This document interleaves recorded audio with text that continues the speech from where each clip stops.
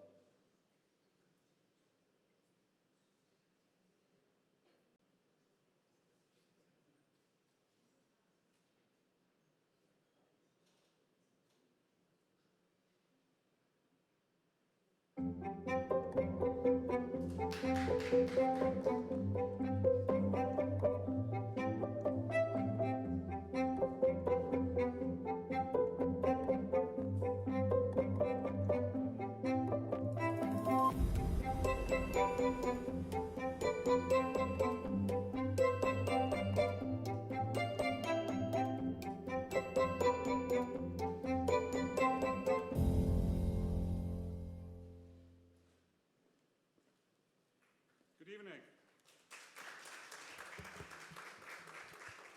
You all know UMBC. Good evening. See, that's the way we do that. My name is Carl Steiner. I'm the Vice President for Research here at UMBC and really delighted to welcome you to the second evening of Science Unscripted AI. How many of you were here yesterday? Just a quick show of hands. That's about a third. I'm glad to see a lot of new faces here, and I'm thrilled that so many of you decided to come back for a second evening of these conversations.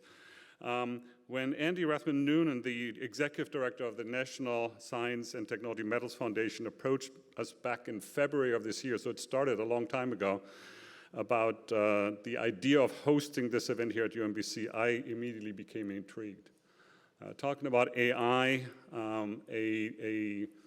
a set of technologies and a set of new ways of looking at data is a rapidly growing market. I looked it up in the famous internet, right? $20 million currently in that market, but people are projecting in about 5-6 years that's $200 billion and growing very rapidly after that. But even more importantly, that set of technologies does pervade all of society. Right? We're looking at automotive technologies, all kind of health technologies, national security, so many segments that AI is being implemented in. And on our side here at UMBC, we just announced a formal partnership with the School of Medicine at the University of Maryland, Baltimore, in about 6-7 miles from here, where UMBC is going to provide a new cyber and artificial intelligence core into their Center for Translational Research. And really applying some of the expertise that we have and we all need in some way into these rapidly growing sets of data that are being generated in the healthcare community. And I'm also proud that our own Professor Tim Finan, who is a professor in computer science and electrical engineering, was just named a fellow of the Association for Computing Machinery. Only 1% of the members get that recognition. But the reason why I point him out is he got his for his work in artificial intelligence and semantic web technology. So this is an area that we are very strong in, that we have a strong footprint in, and so I could really not think of a better place to host this event together with the foundation than right here at UMBC. So before I hand it over, special thanks to the organizers, to our partners, the National Science Technology Medals Foundation, especially Andy, who I'll introduce in a second, Ryan Lasker, Allison Corton, and the entire UMBC community that was behind the scenes to make this all happen. And with that, it's really my honor to introduce Andy Rathman-Noonan, who is the Executive Director of the National Science and Technology Medals Foundation. Give him a hand and welcome him to UMBC.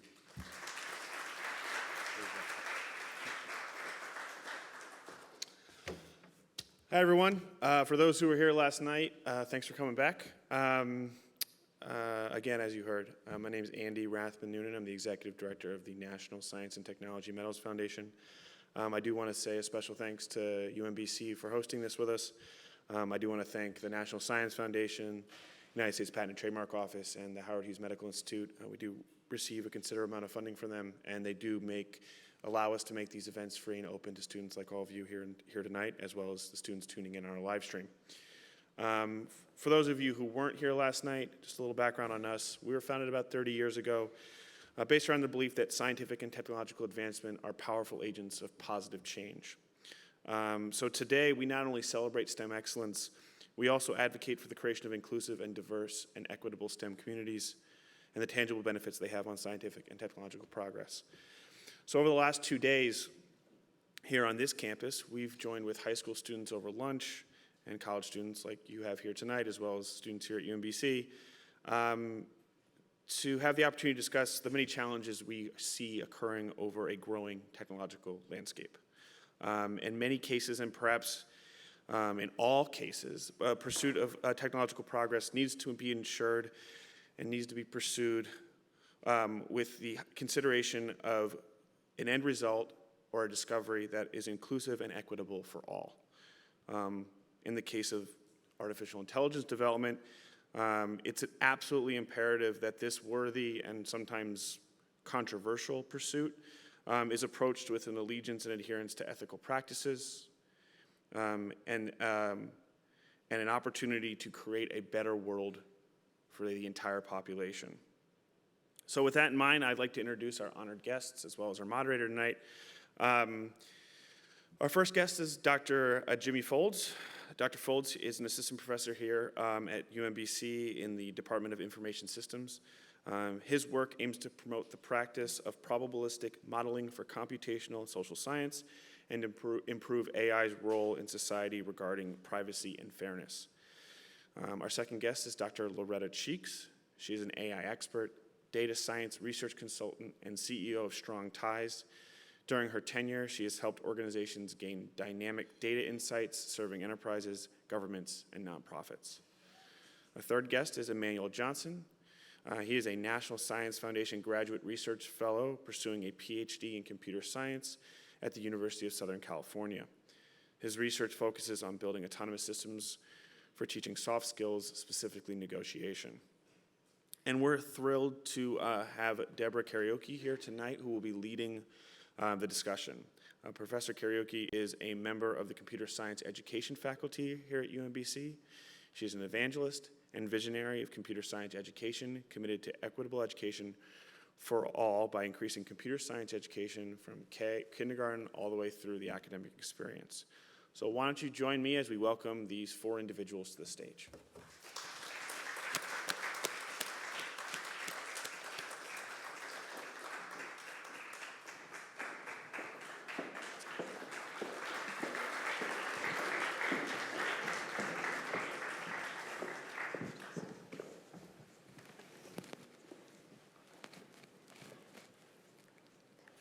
Good evening. Thank you so much for coming. We appreciate you coming. As they said, I am Deborah Karaoke.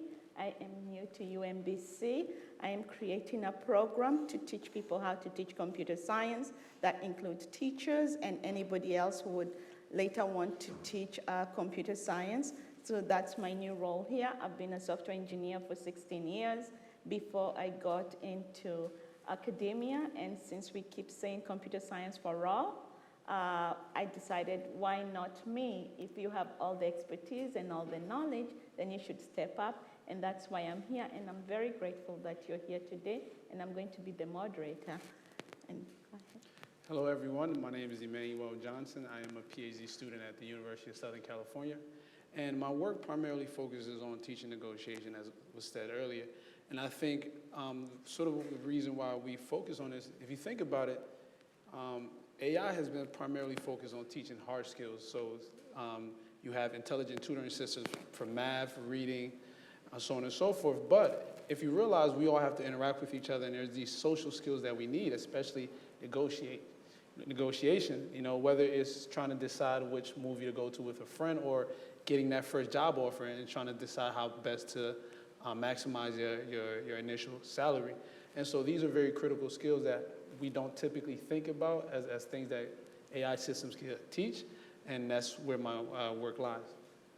I'm Dr. Loretta H, and I am an artificial intelligence thought leader as well as a STEAM advocate. In my AI research, I focus on unstructured bodies of text. And I am interested in that topic because I'm interested in social influence and migration paths as it pertains to societal issues. For instance, my research focused on water insecurity in the Southwest region, because that's where I live in Arizona, for understanding how allocations are made, how people think about sharing, and so on and so forth. Hi everyone, I'm Jamie Foulds. I'm an assistant professor in the Information Systems Department here at UMBC. I've been working on AI and machine learning for a long time. You know, how do you make these algorithms better? How do you learn from data? Studying things like text and social networks. And more recently, I've been looking at how do you make sure that these AI and machine learning data mining algorithms are fair. So how do you make sure that they don't unintentionally discriminate against certain populations based on what's in the data, or perhaps because of the algorithm itself? All right. So today we are going to be talking about decoding the bias in AI. And before we can talk about that, we want to talk about our own implicit biases. So what is implicit bias? We all look at it differently because we all have our own background that we come with.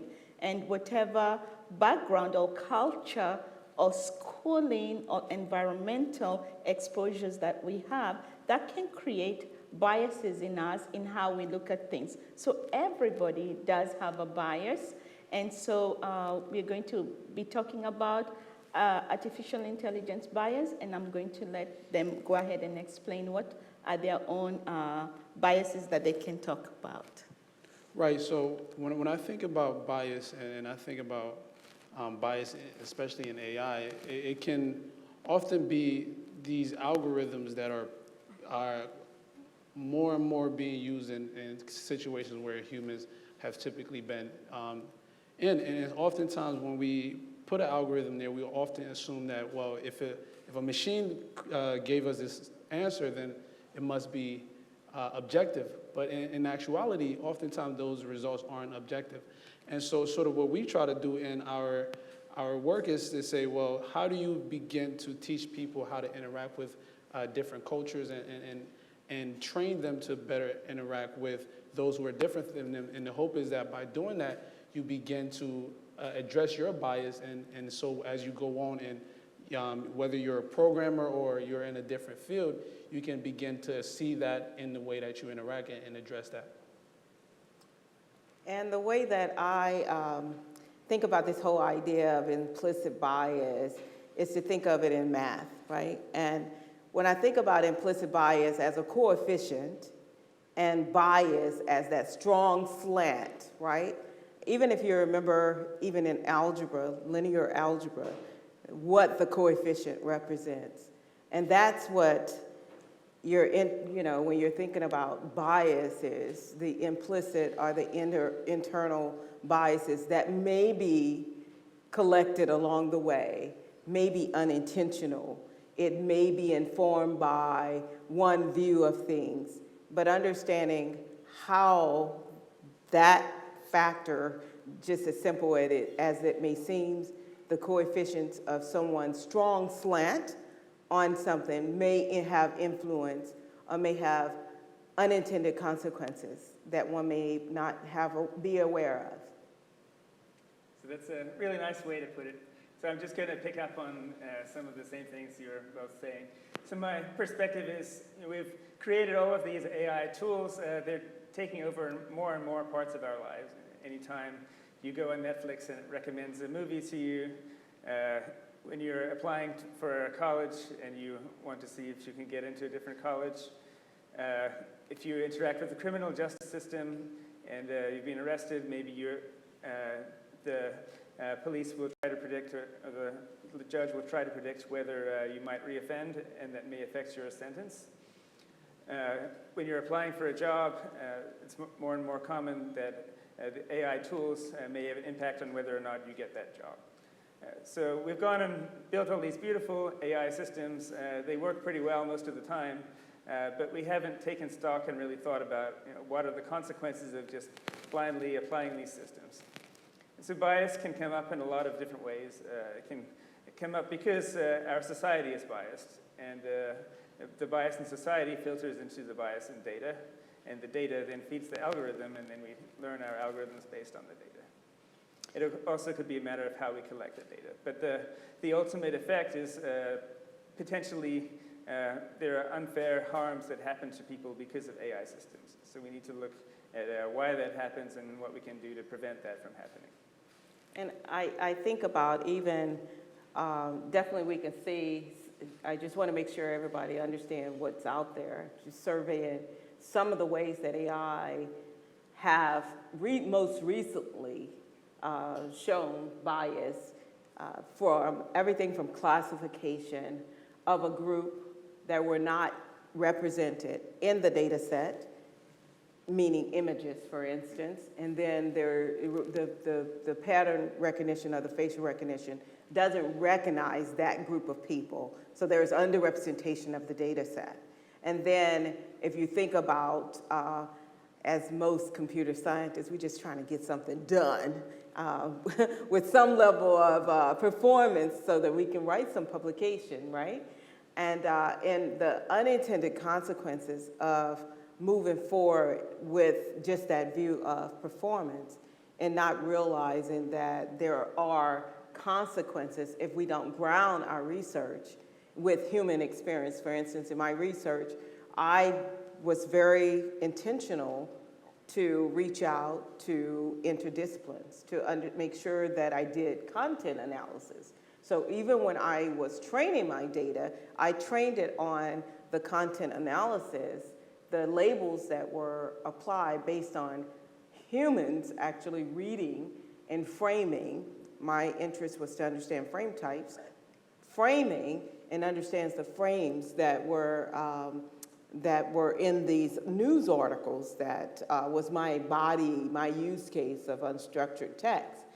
And so it's very important that we always include the human in the problem space and not just look at only performance. That's one thing as well. Yeah, that's a very good segue, because my next question was, how would we address the fears of AI? Because many people learn about AI taking their jobs and also making decisions that are not equitable. So you started on that, and we would like to continue on that line. Right, and I think to the point that was made earlier is that I think AI is essentially reflecting many of the biases that we see in society already.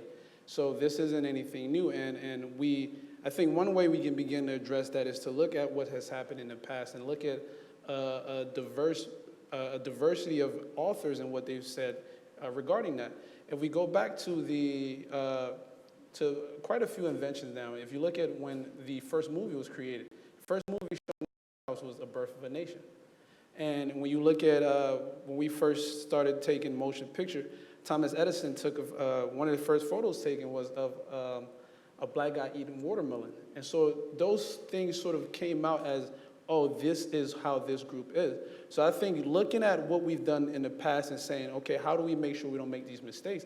And then also including groups that haven't traditionally been represented in these fields so that they bring a different perspective. Because the idea is that if we want these systems to work for everybody, we have to make sure that we have everybody at the table helping to make the decision, because no matter who you are, you're going to come with a set of lenses, and you may cover 90% of the use cases, but oftentimes that 10% that you're not thinking of can be addressed if you had other people in the room helping to collect data, analyze the system, as well as provide feedback on how well they should work. So to pick up on one thing you said, so you said that it's nothing new that there's bias in AI, because we have bias in data, and that's always been there. I guess one thing that's new is the scale that this is happening on. So now that we've deployed these systems in almost every facet of life, those same issues that have always been there are kind of being magnified, amplified, and they're having a bigger impact on our lives, even though they're not new.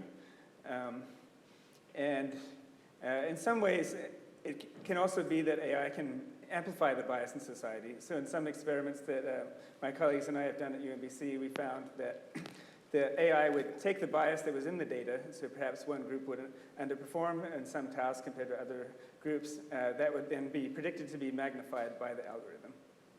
So the bias that's in data, it's in there, it's always been there. AI can make it worse, and it can make it more harmful potentially. Another thing I was thinking about what Emmanuel just said, looking at the images of a people group and how those images may inform how people view a group of people. What I thought about as well, as we know, one of the models that's used in institutions is, for a good reason, is to partner with corporations. And so one of the things that students particularly have to just keep in mind as we partner with corporations, corporations are for profit. And so when you're coming up with a solution, even though it may be profitable, you have to always ask the question, who will it harm? Who's it impacting? What are some of the consequences? And have that lens, and to me, that's where the interdisciplinary comes into play, giving you those lenses to ask the questions the social scientists may be interested in, the humanities may be interested in, and getting the lens of, these are potential either risk or unintended consequences or uncertainties that we just may not know based on where we are. So as we're racing to, create that next, whatever that is, that we always keep in mind that it's not all the time about just the profit. And sometimes our view is skewed, especially, if you create something great, you want it to get out there. But so we just have to keep that in mind as well. Right. I think a big challenge of bias in AI is to get the corporations to take this on board and be motivated to take action. One way is to threaten them with lawsuits, but maybe if we can change the culture from the ground up, maybe at the point where we teach our students to, who eventually become those software engineers, to make sure that they think about these issues and will raise the alarm when things are going wrong. Even in terms of whenever we're creating our data set or deciding the attributes that we want to even include in our model, we have to think about what are the implications of including one factor versus the other. For instance, we've seen that with I think it was Amazon. They're hiring, and they created a data set that really were cost disparity for the women, right? You were looking at gender and some things that had some correlation whenever you ran the model to still more male slanted, more male bias was inserted in there. So being aware that I love this idea of where we are and the factors and the attributes, but what are the implications of that as it pertains to others? Right. So we can think of some attributes as something called a proxy variable. So you can take away from your system the explicit attributes that we want to protect, right? Like, so your gender or your race, you don't want to make decisions based on that. So somebody gets a loan because they're male or they're white or something. You can delete those attributes from your system, but everything else is potentially correlated with those things. So for example, a zip code is highly correlated with race and social class. So if you delete race and social class from your system and leave in zip code, then this apparently innocuous variable is actually going to allow your algorithm to discriminate. Right. And I think another piece is even when we write papers and we publish these algorithms, is best to describe the data set that was used. So even if you decide to use that data set for what you're doing, there should be some, or we should strive to have some disclaimer that tells you that, look, this was trained on this population, and it may not work well across the board, so that when others decide to use it, they're aware of the biases in your data set.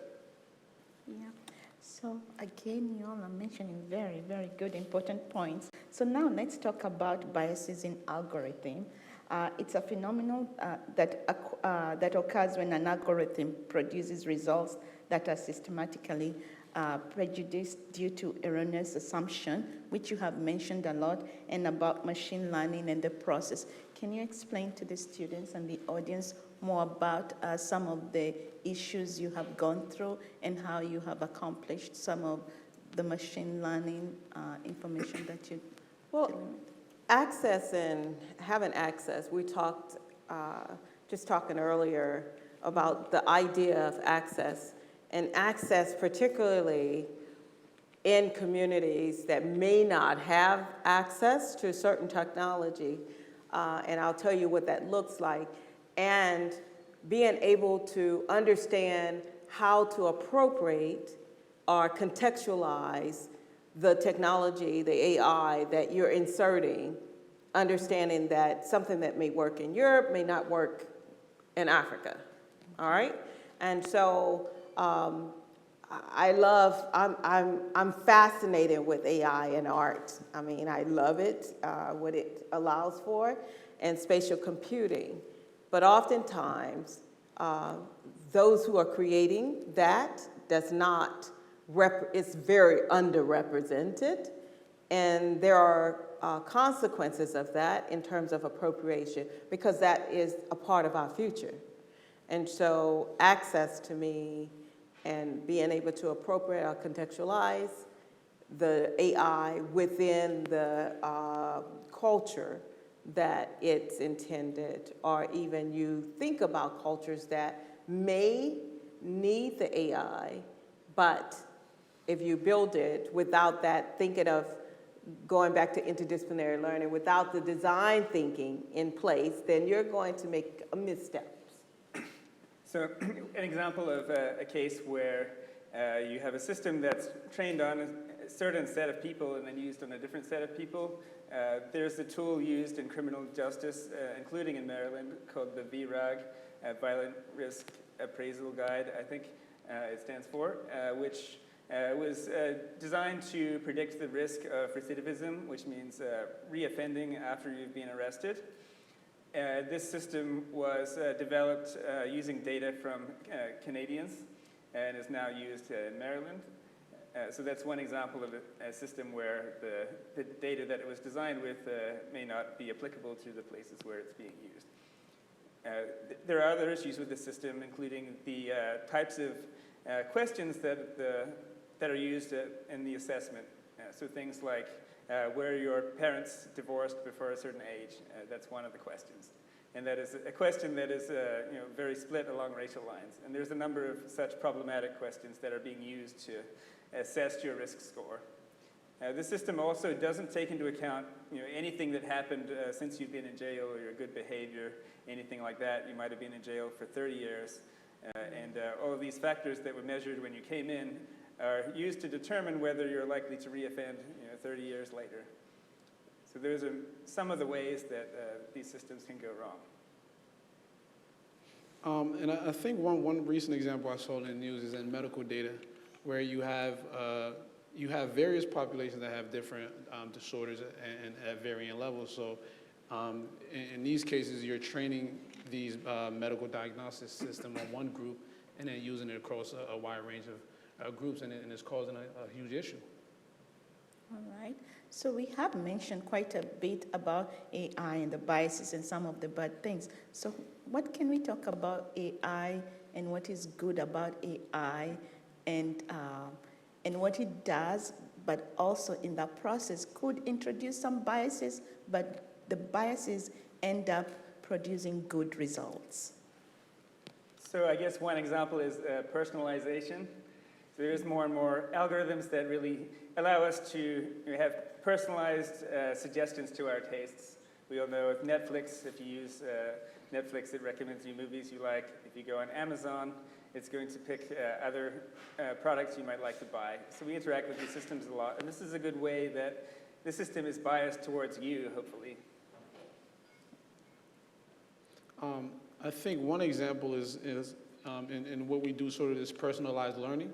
Because in those cases, you want an algorithm that's able to learn your behavior and then give you feedback based off of your learning style. So in our case specifically is when it comes to teaching negotiation, we have a system that's able to pick up on different signals about about your negotiation style and then provide feedback there. In that case, we want the system to be biased because it's tailored towards your needs. And I think what's key about that is when we often think of bias in a very negative way, but it can be beneficial if done right and done in the right context. I think about smart information, having AI and understanding context and again, the personalization when you're reading a book and you're able to have smart information in that book. That is a beautiful example. Also, I think about nurse robot, right? And being able to have that strong slant, but you have it for good for the elderly community who may get scammed. And we know that exists, right? Or that humanoid actually can be an advocate.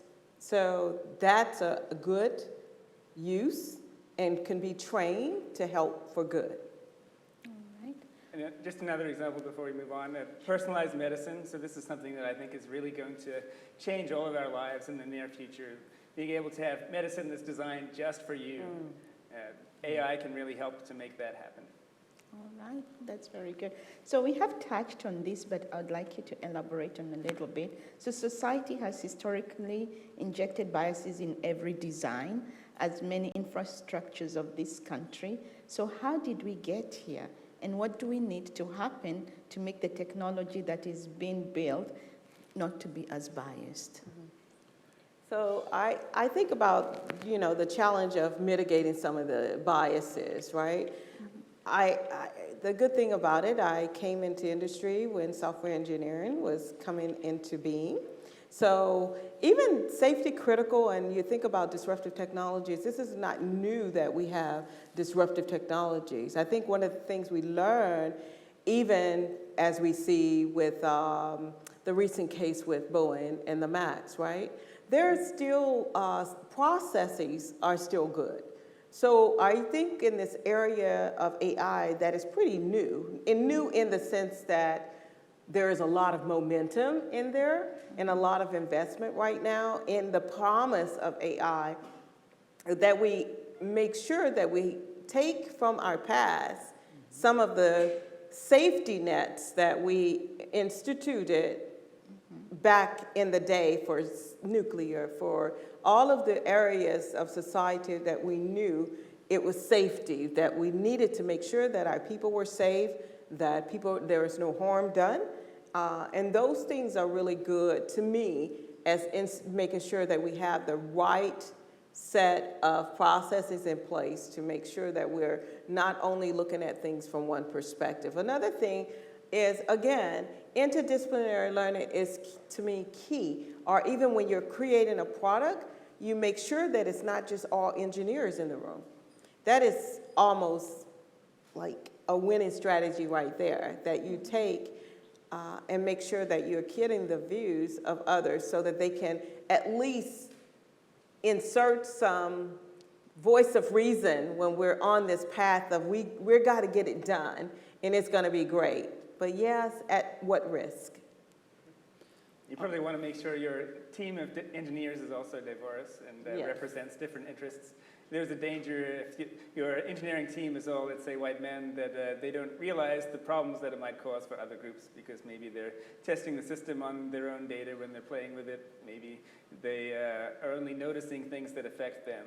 So if you have a diverse team in the room, that may also help. Excellent. Right. And I think to the point of how did we get here, I think is we've historically not listened to every group. And so because many of the things, even when you look at what's happening with the Me Too movement, these are things that women have been saying for years. It's not new. It's just that now with social media and we sort of have these platforms for people to express themselves and to gain that support and gain that community quite rapidly. And I think that's allowing us to bring some of these problems to light. But, and I think that as these communities are more empowered, and as both panelists said, we create a more inclusive culture, we can begin to address that. But these things have been around for a while. I think about when you think about how world systems are built and how world systems were created, one of the problems that we had in even ushering in the industrialization is now that we've taken these rural people and assembled them so that they can build something, now we have a problem with space. We have a problem with people. And AI is one of the solutions with our smart grids and Internet of Things. And that's one of the promises that we have. We have to be careful that we look at things like what AI for society or for social good is doing, or these bodies or institutions that are looking at, okay, what is AI in society? And the reason I think that is good, because oftentimes the way that people approach the problems of today is the way that they were taught to approach it, even historically. For instance, we have a people in a space problem, we will categorize them, we will pin them in, or pin people into their individual bins and categorize them in that way, right? It wasn't using algorithms because we didn't have a plethora of data like we have now, or we didn't have the intelligence that we have now, or the computing problems. But what AI offers us is a way to grapple with people in space, and we shouldn't hopefully go beyond the classification of people. And we look at other problems in the world where AI will afford us to live better as human beings. Just to comment on the original question about how systems in society that hold people down are already part of the problem. I think our systems in society, they really reflect power and power relationships between people. And so humanities scholars, such as intersectional feminists, have been studying this a long time, and my wife Rosie is an intersectional feminist. She's been telling me about all this, so I'm really channeling her right now. But anything like the criminal justice system, other parts of society, all reflect the power dynamics that are in society. And so our AI systems are often just going to reflect those same power structures. And so when AI becomes biased, it's really just building on what's already happening, and maybe just taking it a step further, perhaps amplifying it. And in many cases, those in power may not be interested in fixing the problems. And so it's up to the rest of us to actually raise those issues, realize that people are being harmed, and trying to draw attention to that when it's happening. And I would say that the uniqueness about these institutions like this is you drive the way that the world will go in terms of your research. And so the good thing about it, the probing that in the ways that you are actually approaching problem spaces will cause people to think. And your publications, they are very important, because what you're publishing now, the implications of that may not be manifested for 2 years or so, but it will get there. And this body of manuscripts and body of ways of looking at things, it will inform what businesses are doing. When I go now to the conferences where there's a big arm in business, it's what we were doing in AI years back. But it's catching up. It's like now we can see what we can do with this. It's real. It's really real. So what you're doing in terms of researching and discovering and exploring ways and asking very good questions about things, and allowing your mind to go to places where other people may not have thought about different solutions, and exposing oneself to the problems of the world is very, very important for understanding how and where AI can sit. I'm thinking about particularly, I'll give I don't know if it's a shout out, but there is a quote that someone was interviewing Dr. Yoshia Bengio, and he was saying that we should focus on problems of the world. Right? If you go to most, we are so, we have a lot in America. We're so blessed. And that blessing can sometimes cause us to not understand the power of what we have in this technology that will enable, I'm talking about us and other people, to live and be, and also to institute processes and innovations that would revolutionize the way that we all can be better connected. Mm-hmm. And that's a really good point, because when we were talking to the high school students, most of them were thinking in that way. Some of the questions that they were asking were about how AI is affecting medical, and then also how we can use AI for sustainability and climate change. So they're thinking about the future, and if they're our future, then they really are thinking about some of these issues. So I would like you to talk more, as you had just started, Loretta, with the students, what they should be thinking. So how do these technologies affect people's lives? How do they perpetuate injustices in hiring, which we talked a bit about, but retail, security, and also may already be doing so in the criminal system?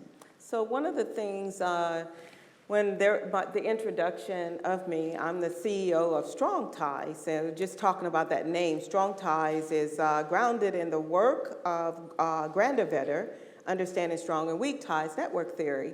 And my organization particularly work with underrepresented and underserved students for understanding and contextualizing the problems of the world in terms of introducing and engaging them in STEAM. And what that means is, I use, for instance, the Sustainable Development Goals for understanding these are the world problems in general. These are goals that all of us in the world should be achieving.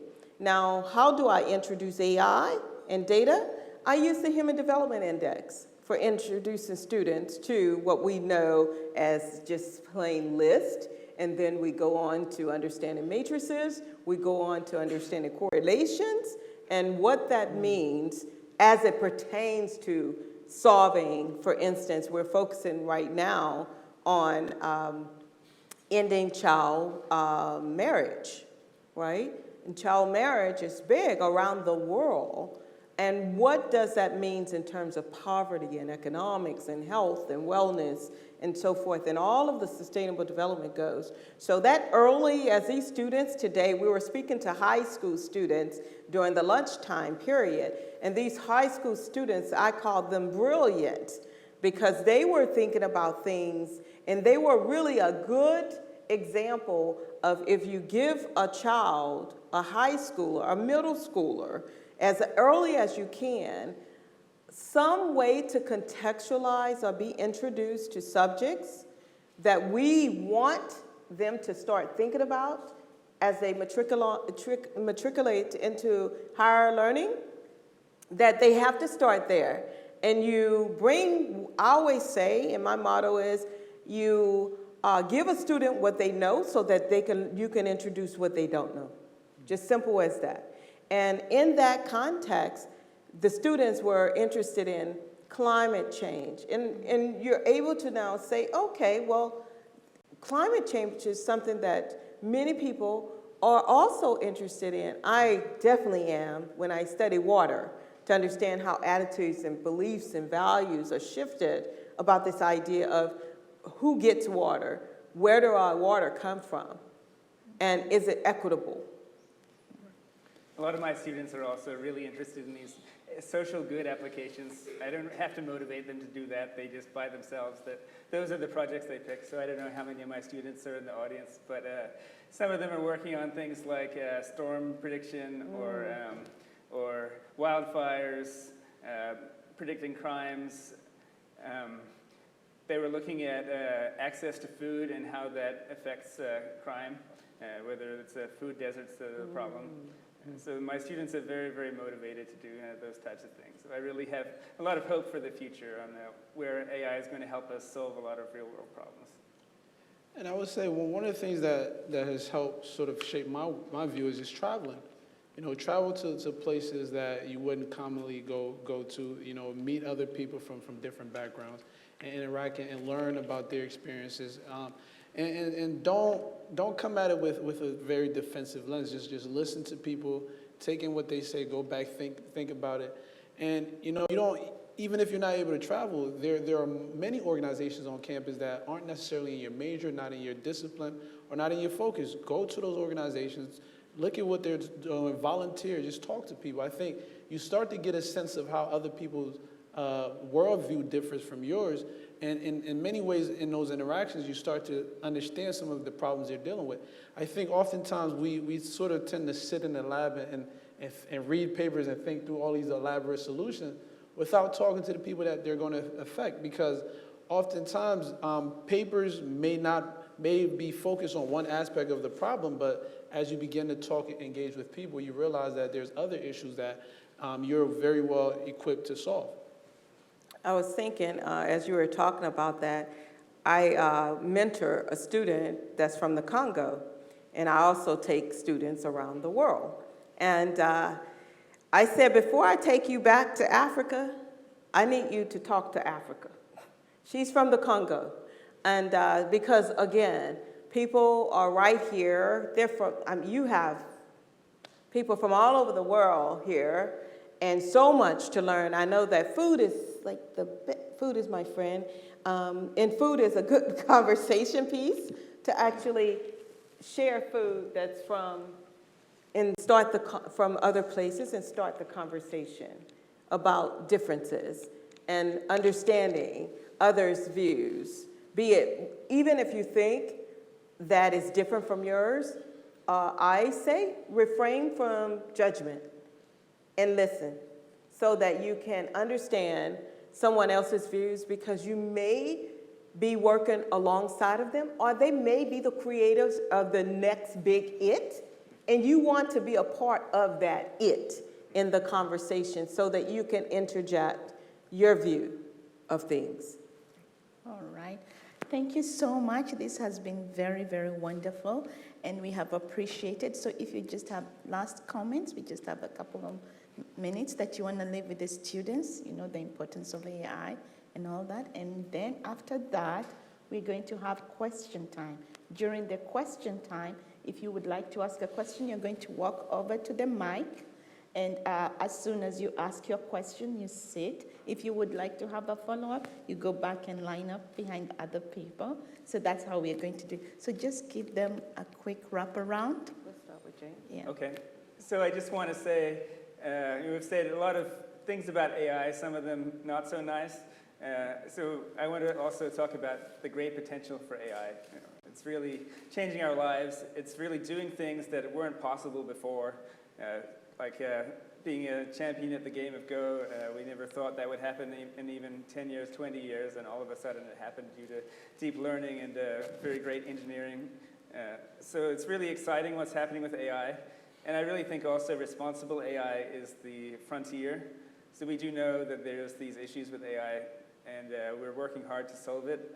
I hope that everybody can be involved with that and be part of the conversation. Well, I would say, especially for the sake of AI survival, don't be fearful, be cautious, ask good questions, because I was around, when I did my master's in artificial neural network. And we know this time was called the second winter. And that means I did all this nice work, and Westinghouse said, thank you, but we can't use that, we're not ready, okay? And so we're at a time where there's so much momentum, and as much as we do know that we should be cautious, we want to move AI forward. And we want to explore it in possibilities where people are thinking about what is actually possible. That's why I love the art. And the art has been a good window in which to say, let's look at something and allow open-ended questions to be answered, allow people the observer to look in, and it creates a window in which we can actually explore. And to add to that, I would say as students, faculty, and those of us who are both in and outside of AI, we have to realize that this is our world to shape.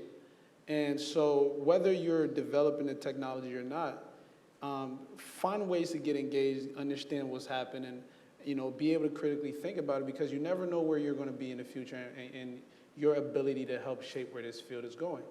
And we, as students, we have to realize this is our world that is being shaped, and being a part of that conversation allows us to get AI to do the things that we care about. And lastly, take the time while you're in college, meet people that are not like you, meet people that have different experiences, and so that informs your worldview. And I think that's very valuable as we move into this new interconnected world. All right. And with that, let's go ahead and give them a hand, and then we go ahead and start question time. So if you would like to ask a question, you may go to the mic.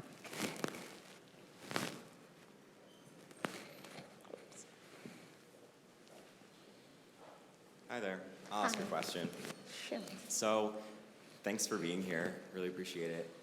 I am curious, why did each of you decide to get involved in AI? There are so many things you could have studied within the degrees that you chose. What made you decide specifically artificial intelligence was important to you?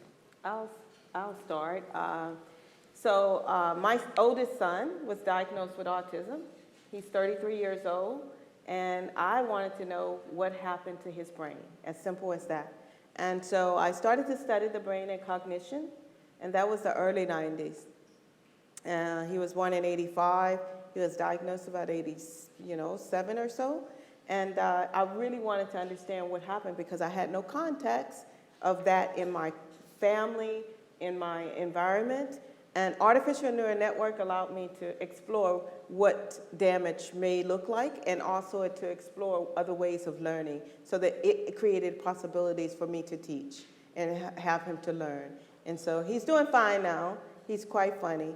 So he's a good guy. I think for me, I grew up in the inner city. I was a first-generation college student, and even going to undergrad, I didn't have the best grades coming out of high school. But I never felt like I could not compete or that I was dumb. And so as I went through my undergraduate career, one of the things I started to realize was that there was just certain spaces where I wasn't prepared. And so what I wanted to do was, and when I started learning about AI and this idea that technology can sort of do the same thing that people do, I kept thinking to myself, man, imagine if I had some computer system that I could have filled in those gaps, or that could have even alerted me to those gaps I had in my knowledge. And so one of the things I was interested in was how people learn, and how do you get machines to teach people certain skills. And so that drove my interest in AI. And as I got more and more into it, I realized that what helped me be successful wasn't, although my technical skills are very important, it was also those soft skills, the ability to connect with people, the ability to communicate. And I wanted to make sure that other students who came from my background got that, because and many times people aren't, when you meet people, they're not going to pull out an exam and test your abilities. It's your knowledge and what you know, it comes through what you say and how you say it, and also what you're able to convey to people as you interact with them. And so that's what kind of got me interested in where I'm at now. My story is probably a little less inspiring. So I was an angsty teenager way back, and I was thinking about studying philosophy because I was feeling so frustrated with the world, and I thought philosophy maybe would give me all the answers. But then I was thinking also about computer science because I enjoyed playing computer games, and I liked messing around with programming and programming my own games. And then, so I was deciding, then computer science gave me a scholarship, so that made the choice easier. And then I took AI because it allowed me to take some philosophy courses on the side. AI was not such a big thing back then. It was really just, it was the AI winter, as you said. So it had been a big thing for a while, and it was no longer a big thing. It wasn't clear if it was going to be a big thing again. So I didn't get into it because I thought it was going to be such a huge step in my career. It was going to make everything great. No, I just kind of stumbled into it, but then I did really fall in love with it because it was such a beautiful marriage of interesting theory and actually applications that matter, really making a difference to the world. that was just really cool, so I stuck with it. Yeah, and for me, I'm just getting into AI. I'm an AI fellow from MIT, so I'm going to be doing this whole year, and I'm going to learn more about AI. I'm excited to see how AI works with education, so that's what I'll do, and hopefully next year when we meet again, I can have more information. Okay, cool. Thank you.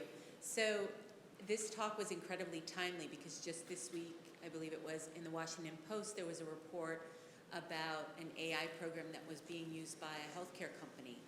And what they discovered was there was incredible disparity in treatment of people who are white versus African Americans. And one of the things that the reporting brought attention to was the fact that the academic researchers who had evaluated this program had sort of unprecedented access to proprietary artificial intelligence development that had been done commercially. So I think you all have sort of hit on that fact, but this potential for that partnership between the academic researchers who aren't necessarily invested in the profit versus commercial entities that want to use it to try and help their bottom line is a really important intersection, and I would welcome your comments on that. Thank you. So I'm really glad that you brought up a medical context.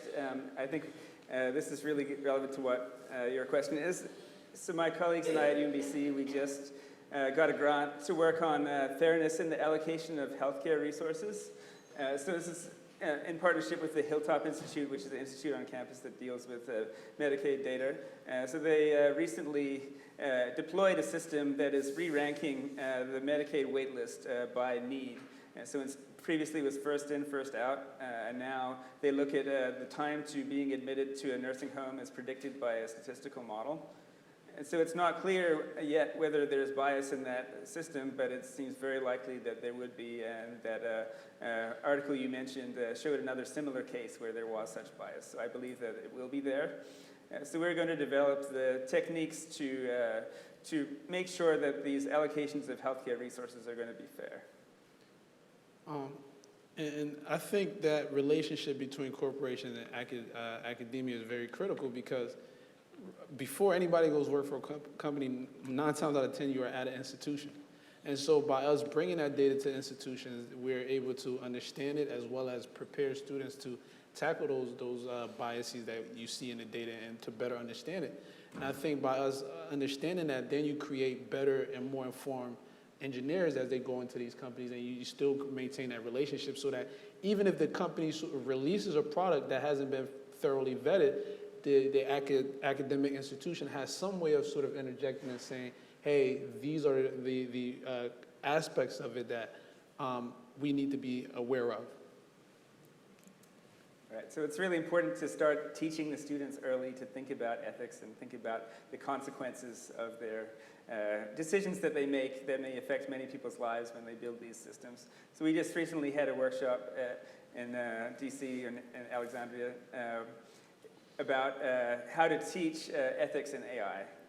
And we really had some good conversations about that, and how one of my colleagues, Dr. Vandenegeneja, described this as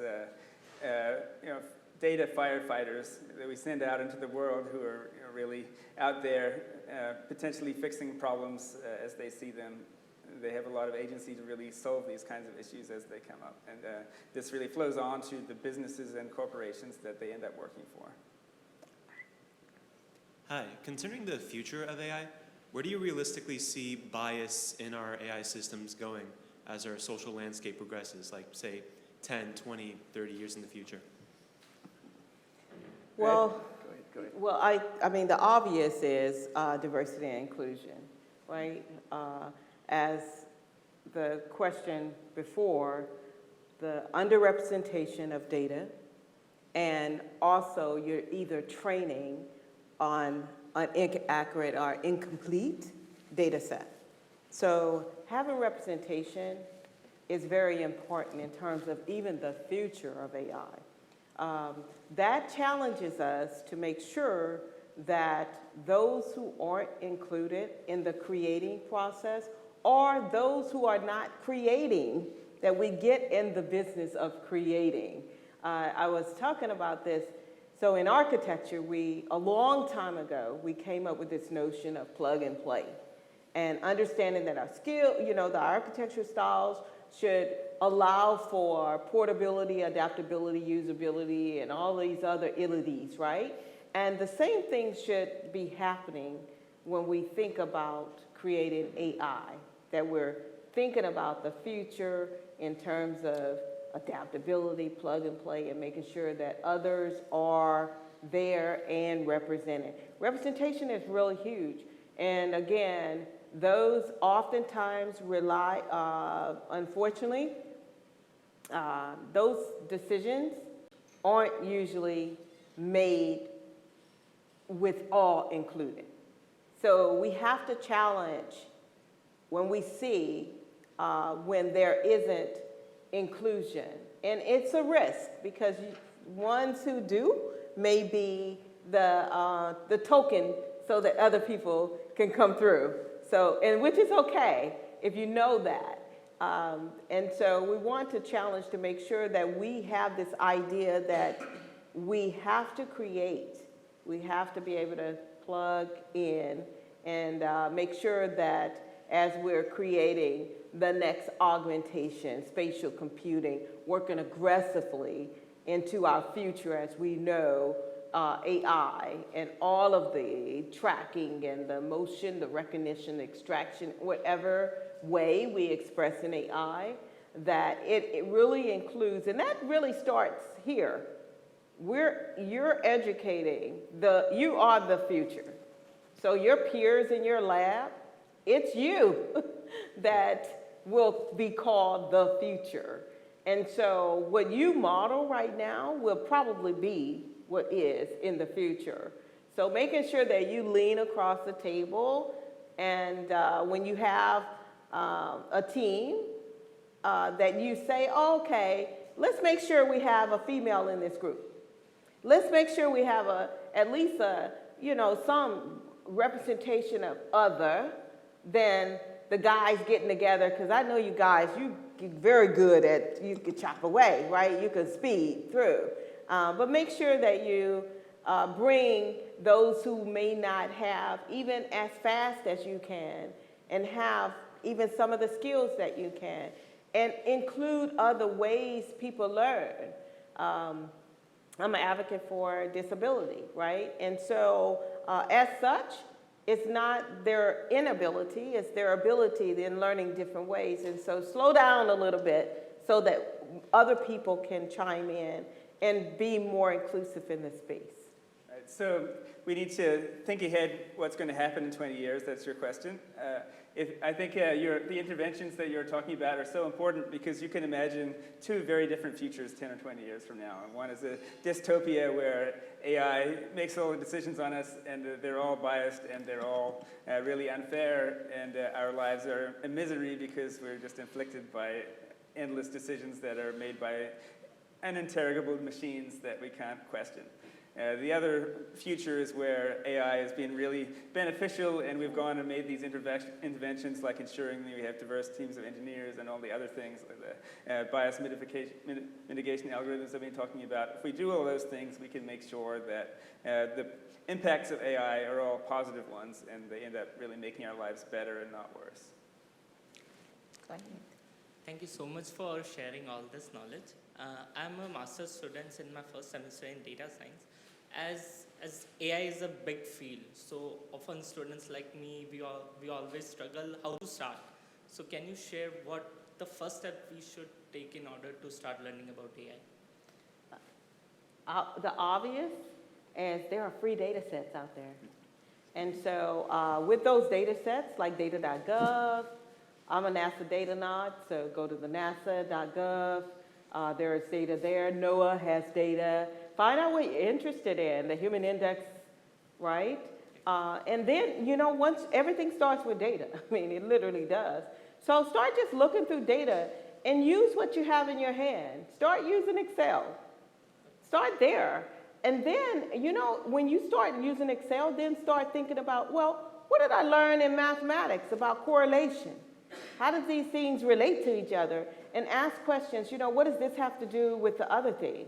And, and just even started there. And then you could go into more intriguing, oh, well, who's ranked highest? You know, or in other things ways of looking at the data. But there are data sets out there. And the cool thing about it is they not only, like, for instance, NASA gives you the data, but you can actually get the data set. And then there are websites like Kaggle.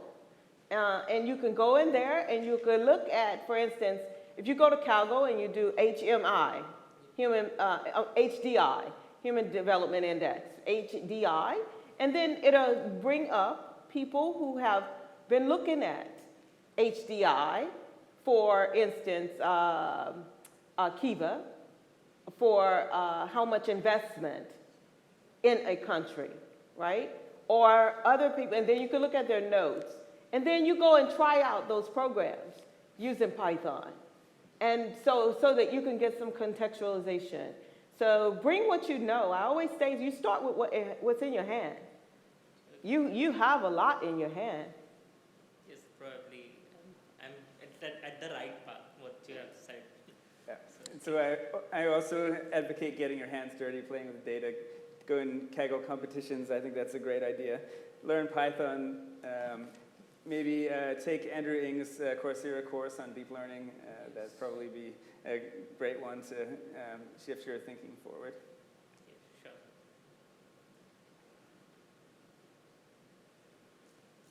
Looking at it from a free market perspective, most of the time, bias is only going to be addressed in the black box algorithms of these companies when it presents a problem that is very humiliating for them.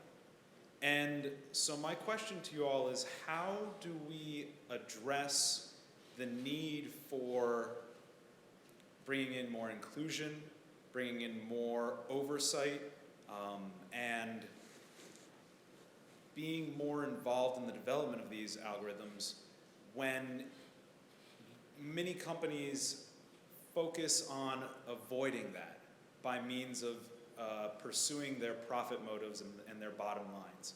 So how do we make AI more, I don't know, beneficial? Well, I would say, you know, it sounds like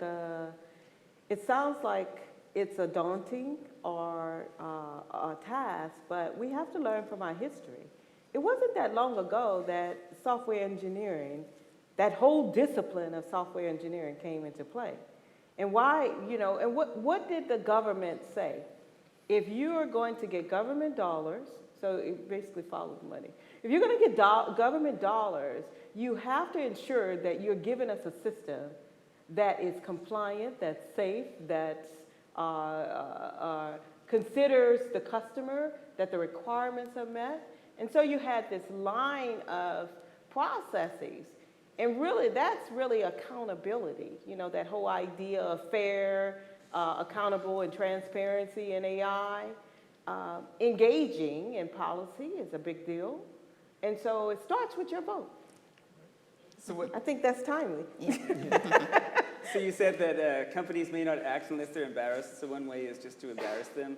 So there was the Angwin et al. Paper magazine article about the bias in this Compass criminal justice system that's predicting whether people reoffend, and was found to be biased against African Americans. So then they're now forced to engage with that once it becomes in the public sphere. So actually going out there and embarrassing the companies is one way to do it. I think we can also start from the pedagogy and try and make sure that our students who become the engineers are going to have these values. Then maybe from the inside they can try and change things. And we can always talk about regulation. You know, I think it's a tricky issue whether we should introduce new regulation to address the challenges of bias in AI.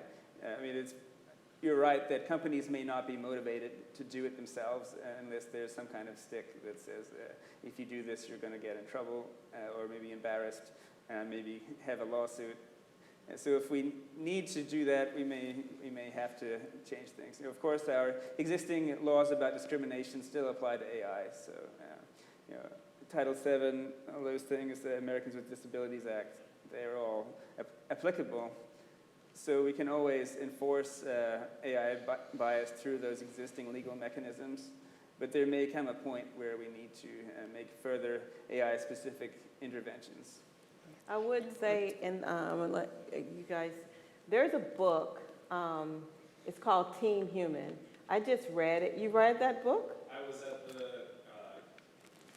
Ultimate Humans Conference in New York. Yeah, I love that book. At first I was kind of mad when I started. I was like, I don't like the way this is going. But then I love the end, which is engage. You have to be engaged. We learn as human beings through either our mothers or daddies teach us something and we heed their warning, or we go and experience it ourselves and then we learn. And it's no different with others. That's how people learn. They either will, through advocacy or education, or saying we'll do, the upfront work, or there are consequences if they don't do that. And then you have to learn. So it's really, how do our society want to learn? There's another book that's relevant by Sophia Noble called Algorithms of Oppression. So she was looking at bias in Google search. So she found things like if you typed in black girls, you didn't find positive representations of black girls, you found negative things. So Google was then embarrassed by that, and they said their response was, we can't fix every possible query to make it unbiased. But then they quietly did go and fix that issue. So, we can potentially embarrass companies into fixing these issues. Right, and I think one of the things that we could do is, you take a system from a company, try it out. If you can expose what the bias is. Now we have social media. We have various way of sharing our views and sharing our opinion. And also, if you're able to create a system that's better, do that and start a company. And I think then you are able to create a more equitable system that then challenges the norm. And I think that then causes people to change their behavior, because oftentimes a company can say, yes, we couldn't eliminate that, but now if you're saying, well, no, here's a product I just invented, you can either make it open source so that people don't use these companies' product, or you can sell it for and make money off of a new and more equitable system. So I think that's one way that we can begin to address that as individuals. Thank you for that question. Thank you. Hi, thank you. So I had a doubt. So whatever, as we are talking about bias today, so whatever is considered morally right today, after 20 years can be considered morally wrong. So how do you think the AI is going to be affected by that? I'm sorry, could you explain just a little more? So let's say if there's an issue which is considered wrong now, and we have developed an algorithm for that, but after 20 years, the same issue is considered right. So don't you think the whole point of the AI is, again, the knowledge or the effort towards the algorithm is wasted after a while? So isn't this a very broader topic to talk about? Well, I think about the way that we learn. So most algorithms have updates.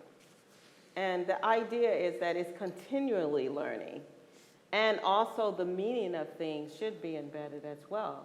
So you're not just training models that learn only once. You're training models that can be back propagated, that can have this feedback loop and update, right? And even in that space, you still contextualize it. You insert that meaning, the linguistic portion into the embeddedness of the model. You look at that as well. And I think that will help you to inform the morality in that day, in that context. Because it will shift. It will change over time. We will change over time. There's nothing that's constant. And Yes. the ethics and morality change by geographic region or culture. Even within our society, we have a lot of different ideas on what is ethically right. So what part of that is thinking about the context. I totally agree about updating the algorithms. There's the book Weapons of Math Destruction by Cathy O'Neill. This is something that she really emphasizes So in her definition, a weapon of math destruction, which is a algorithm or system that's gone wrong, it's usually one that has not been kept up to date. It's one where people have just built the system and then they've deployed it and they haven't thought about it anymore.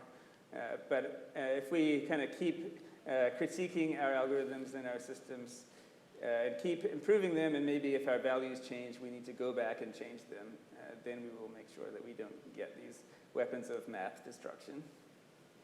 Thank you for that question. Hi, I'm a senior CS major here, and I'm interested in doing research for AI and equity. I know you guys have talked about reducing bias in AI, like through things such as access and checking your assumptions when making algorithms.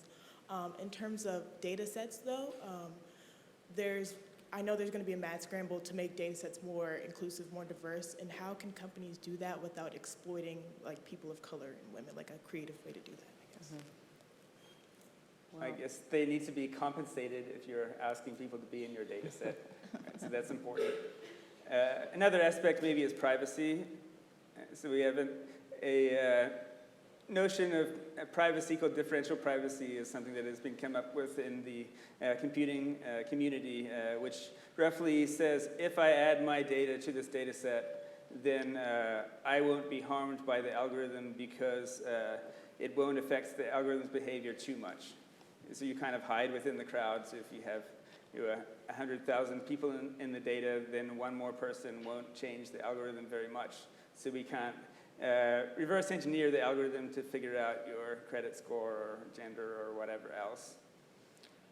So that's one way that we can make sure that when people contribute their data that they are not harmed. But I think compensation is also very important. I would say definitely inclusion is one way. So instead of just taking their data sets without including them in the decision making, it is bad because you may not understand the context from which that data was taken. So the more you have people from diverse background at the table as you're making a decision about these data sets, I think they sort of help give context to what's happening. So for example, this is a simple example, but when I did my master's in England, in the British system, it says that you rarely get 90s or above. You typically are from 70 to 80. That's really good. And so if you took grades from British schools without somebody that understands that system, you might assume that they just do worse in certain subjects than we do. And so although that's that's an example of how just by having the data from a different group doesn't necessarily mean that you're going to get rid of those biases. But having somebody that understands those groups at the table as you're interpreting that data, and understanding, like Thomas Kuhn said, there's a subjective nature to science. Just because we spit out a number doesn't mean that there isn't a context to that value. And so we have to be cognizant of that and include people who are represented in the data at the table. But only if they want to be included and are compensated for their time, right? I think maybe that speaks to your question. I'm not sure that there's maybe a temptation to say, okay, let's force one of our employees from a minority or underrepresented group to be on this committee and do all the work. Right. So you also have to make sure if we're going to do that, that it's done in an equitable and fair way, that they're compensated for their labor. Right. All right. And again, we want to say thank you very much for coming. And after this, we're going to have a reception right out here, and we can continue with this conversation. So give them another hand.